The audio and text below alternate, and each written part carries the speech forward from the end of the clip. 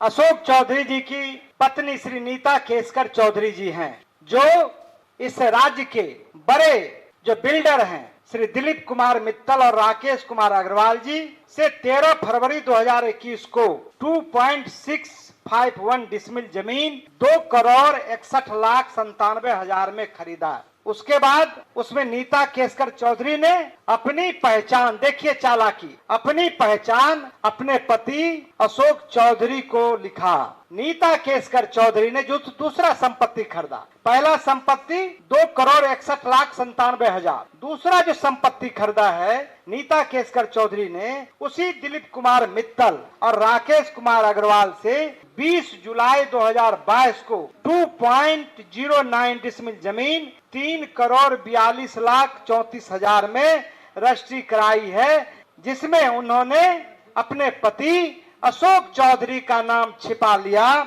और अपना पहचान पिता श्री गोपाल राव केसकर और उनके दुर्गा मेरीन ड्राइव दुजरा का पता दिया है। आप समझ सकते हैं कि ये कुल संपत्ति 6.08 करोड़ का है और उसमें 10% रजिस्ट्री शुल्क लगा है। मतलब कुल मिला के ये 7 करोड़ का संपत्ति है। एक में वो पता लिखता है अपने पति के बारे में, उसके निवास के बारे में, दूसरे में वो पता लिखता है अपने पिता के बारे में और पिता के एड्रेस पर वो लिखता है। ये बिल्कुल जालसाजी है, ये धोखा है और ये एक बड़ा गबन है। हम आपको उसका रजिस्ट्री सीधे तौर से उपलब्ध कराते हैं, जो आप लोग भी इसको देख लीजिए। ये आपको एक डीड है और दूसरा डीड आपको ये है, डीड नंबर 2939 एक है और दूसरा डीड नंबर 10,846 है। दूसरा कि नीता केसकर चौधरी के बारे में आपको मालूम होगा कि उन्होंने वैशाली ट्रेडिंग कंपनी के नाम पर उन्होंने पंजाब नेशनल बैंक से 1,60,00,000 और 1,40,00,000 मतलब 3 करोड़ रुपया उन्होंने लोन लिया। बैंक गारंटी के मामले में जब पंजाब नेशनल बैंक ने खोजा तो वो फर्जरी निकला। बैंक की शिकायत के बाद सीबीआई ने मामले की जांच की। पटना हाई कोर्ट ने उनको, जो उनका पैरवी है और जो उनका सरकार ने पैरवी नहीं किया, तो उनको दोष मुक्त कर दिया। तब सीबीआई ने सुप्रीम कोर्ट गई, चुनौती दी, वहां जाके सुप्रीम कोर्ट ने हाई कोर्ट के आदेश को स्थगित कर दिया। आज भी यह मामला सुप्रीम कोर्ट में विचाराधीन है, यानी नीता केसकर चौधरी आज के दिन भी धोखाधड़ी के मामले में अभियुक्त है। क्या मंत्री अशोक चौधरी या उनके पत्नी नीता केसकर चौधरी बताएगी 7 करोड़ की रकम उन्होंने कहां से ली? हमारा आरोप है कि यह व्यावसायिक प्रॉपर्टी है जिसका बाजार मूल्य कम से कम 20 करोड़ रुपया है, कम से कम 20 करोड़ रुपया है।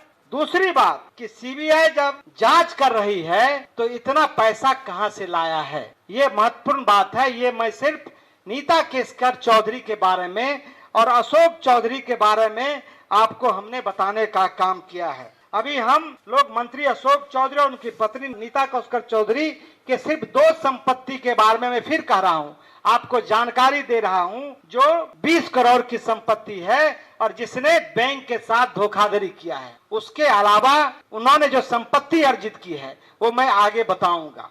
अब मैं आता हूं, ये डीड यदि आप लोग कोई लेना चाहते हैं, देखना चाहते हैं तो इसको देख सकते हैं। दूसरा, प्रशांत किशोर जी ने ये कहा था कि जो मानवीय वैभव विकास न्यास है ने अशोक चौधरी की बेटी सांभवी चौधरी और स्वर्गीय किशोर कुणाल के पुत्र सायन कुणाल के साथ विवाह के रिश्ता तय होने और विवाह संपन्न होने के दरमियान खरीदी गई संपत्ति है जो करोड़ों में है, जो करोड़ों में है। तो उन्होंने कहा कि उसके पहले वो ट्रस्ट जितना खरीदता था और उसके 10 वर्ष का, तो वो कभी भी इस तरह का संपत्ति नहीं खरीदा गया था। तो प्रशांत जी ने कहा मानव वैभव विकास न्यास के विरुद्ध कोई हमको मतलब पेपर नहीं है और ना कोई हमारे पास ये है, लेकिन चूंकि जब उनका बेटी का विवाह मतलब विवाह तय होता है और शादी से पहले मात्र 4 महीने के दरमियान खरीदी गई 6 जमीन का डीड मैं आज आप सब लोगों से शेयर कर रहा हूं। जो पहला है, जो पटना के पौष इलाके में श्री कृष्णापुरी में है, वो है आपको पहला डीड है जो 28/3/2021 को खरीदी गई है, वो है 5,50,00,000 की संपत्ति है और ये डीड ओरिजिनल है। ये डीड आप देख सकते हैं, ये डीड देख सकते हैं और आपको मैं उपलब्ध भी करा दूंगा पीडीएफ उसका। दूसरा उन्होंने रूपसपुर में खरीदा 3,43,00,000 का, जो 12/5/2022 को मानव वैभव विकास ने रजिस्ट्री करवाया है। दो तीसरा जो है वो है रूपसपुर में ही 8,90,00,000 का 12/5/2022 को ये ट्रस्ट के द्वारा ही ये जमीन खरीदा गया। चौथा जो है वो है मैनपुरा में 7.20 करोड़ 7,20,00,000 रुपये का उन्होंने खरीदा, जिसका डीड नंबर है 10,512 और डेट है 14/7/2022। ये आप देख लें, मैं इसका भी आपको उपलब्ध करा दूंगा। और पांचवा है पाटलिपुत्रा में खरीदा है 15/7/2022 को, उसका डीड नंबर है 10,555, जो 15/7/2022 को 2,05,00,000 रुपये में खरीदा है, उसका डीड ये है। ये सब ओरिजिनल है। और अंतिम मैं आपको बताना चाहता हूं, पाटलिपुत्रा में 15,50,00,000 रुपये का ये पाटलिपुत्रा में जो खरीदा गया है, मैं आपको उसका पता बता देना चाहता हूं। ठीक ऑफिस से आगे आप चले जाइए, उसमें बिल्डिंग बहुत तेजी से वो मकान, बहुमंजिला मकान बन रहा है, ये 15 करोड़ का। मैं आपको बताना चाहता हूं कि कुल संपत्ति जो खरीदा गया है वो 42,55,00,000 का जो सरकारी मूल्य है उस पर खरीदा गया है।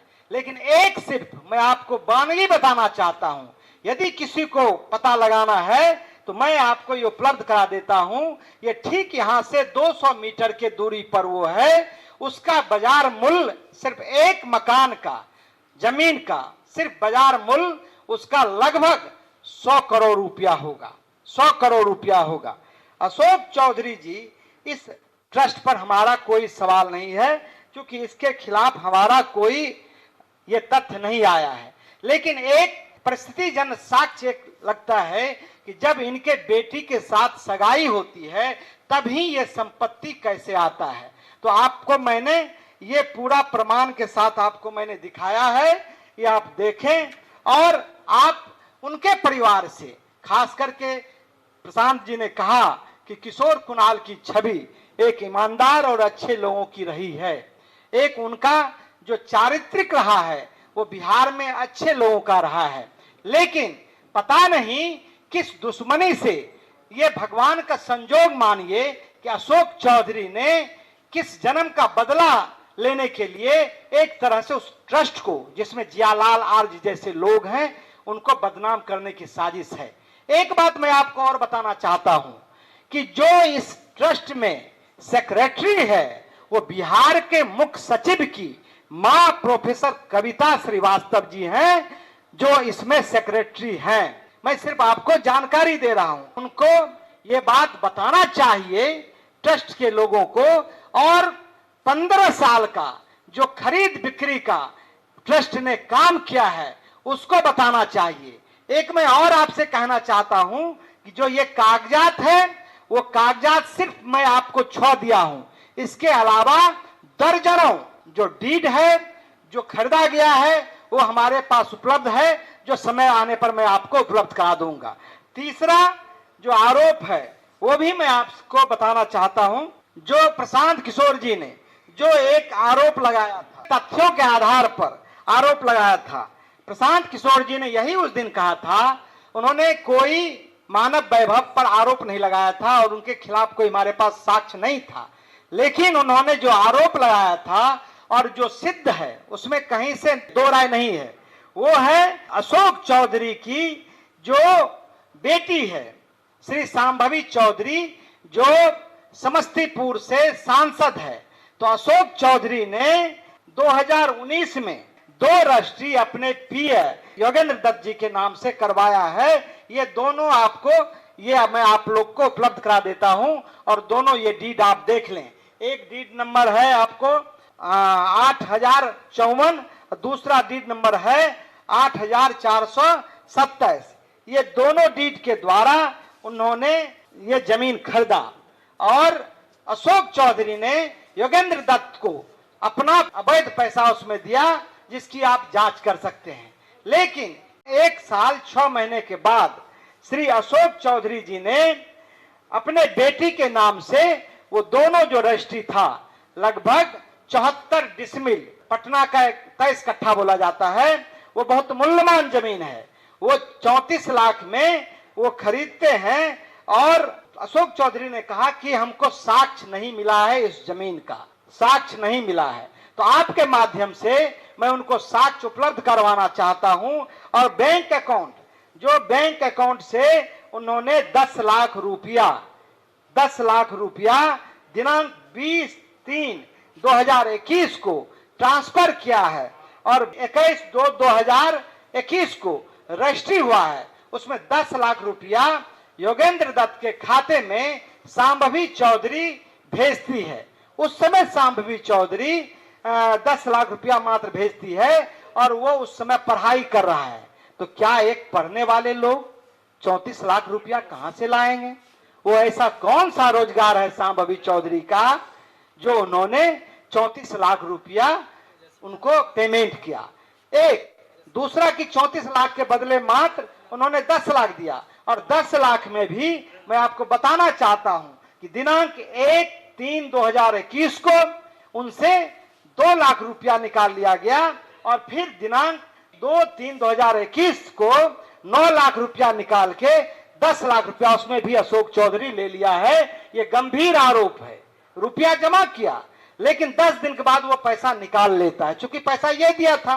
तो ये एक आरोप है, ये आप ले सकते हैं, ये बैंक का स्टेटमेंट है, स्टेट बैंक का। दूसरा हमारे पास जो उन्होंने रजिस्ट्री किया है, जब सांभवी चौधरी आपको नॉमिनेशन किया तो नॉमिनेशन के बाद उन्होंने अपना संपत्ति दिखाया कि भाई जमीन दिखाया कि 54 लाख का है।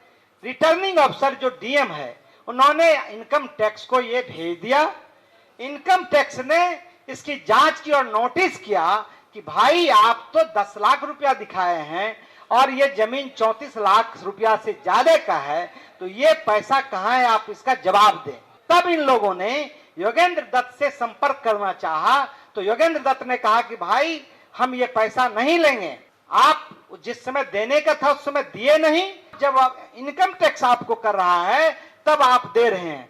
तब आपको अशोक चौधरी, चूंकि बैंक अकाउंट उसको मालूम था, तो दिनांक 27/4/2025 को अशोक चौधरी ने 25 लाख रुपया, मतलब सांभवी चौधरी ने 25 लाख रुपया योगेंद्र दत्त के खाते में जमा कर दिया है, जो पैसा आज भी है। प्रशांत किशोर जी सिर्फ इसी आरोप पर उन्होंने कहा कि इसके खिलाफ हमें पूर्णतः सबूत है, और ये सबूत चूंकि अशोक चौधरी ने कहा कि ना तो हमको डीड का पेपर है ना बैंक का है, तो आपके माध्यम से हम दोनों आपको उनको उपलब्ध कराना चाहते हैं, वो ले ले और ये बतावे वो कि किस तरह से वो भ्रष्टाचार में लिप्त हैं, किस तरह से वो अवैध संपत्ति खरीद रहे हैं। मैं आपको बताना चाहता हूं कि अशोक चौधरी के बारे में आप जानते हैं कि पिछले मार्च में 30,000 करोड़ का टेंडर हुआ और उसमें 2% पैसा लिया है, उसकी चर्चा हम बाद में करेंगे। लेकिन अशोक चौधरी ने जो साम्राज्य खड़ा किया है, वो दिल्ली में सफदरगंज में अपने मां के नाम से फ्लैट लिया है, जिसमें मनीष आनंद की कंपनी ने उन्हें बेचा है, प्रॉपर्टी खरीदी है। जो राकेश कुमार बंसल है और जो एक और हैं, वो दोनों आपको कुणाल साहब ने भी वही संपत्ति बेचा है और नीता चौधरी केसकर को भी वही संपत्ति बेचा है। आप समझिए, दोनों का संपत्ति वही बेचा है।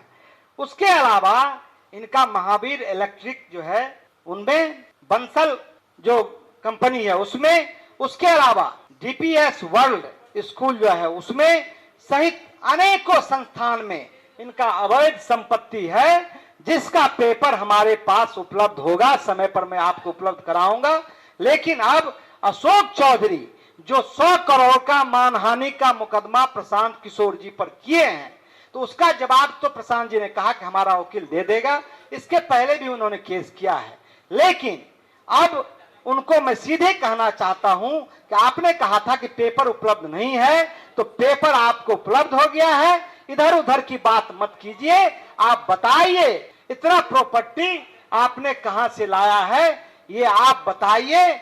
ये प्रॉपर्टी 200 करोड़ का प्रशांत किशोर जी ने कहा था, तो वो कम है, बल्कि ज्यादा पैसा है। इनका जो वेयर हाउस का है वो 100 एकड़ के जमीन में है। मैं आपको बताना चाहता हूं, इनका पार्टनरशिप विभिन्न लोगों के साथ है, तो उनको बताना चाहिए और उनको पब्लिक डोमेन में बताना चाहिए।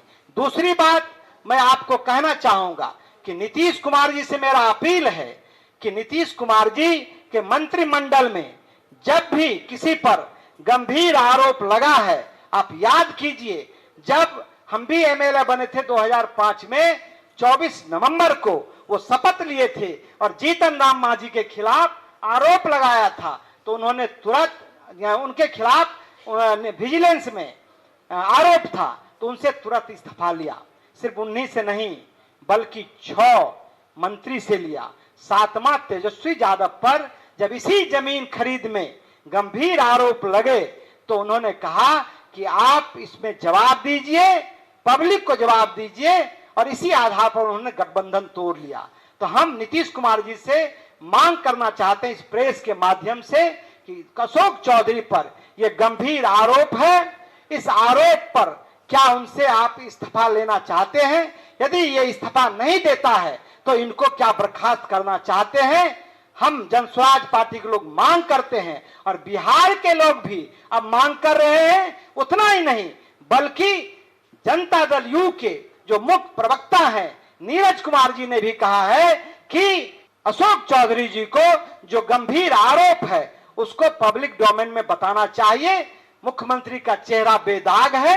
जो भारतीय जनता पार्टी के senior leader R K Singh ji ने हैं, उन्होंने भी कहा है कि जो आरोपी, जो गुनहगार है, जिन पर आरोप लगा है, उनको सफाई देनी चाहिए या उनके विरुद्ध कार्रवाई होनी चाहिए। तो हम मुख्यमंत्री जी से एक ही मांग करते हैं, इतने गंभीर मसले पर आपका निर्णय बिहार के लोग प्रतीक्षा में हैं। मुझे पूरा विश्वास है कि अशोक चौधरी के खिलाफ और जो अन्य मंत्री के खिलाफ पुख्ता सबूत है उस पर आप कार्रवाई करेंगे। यदि ये लोग इस्तीफा नहीं देता है तो इनको सीधे मंत्रिमंडल से बर्खास्त करेंगे।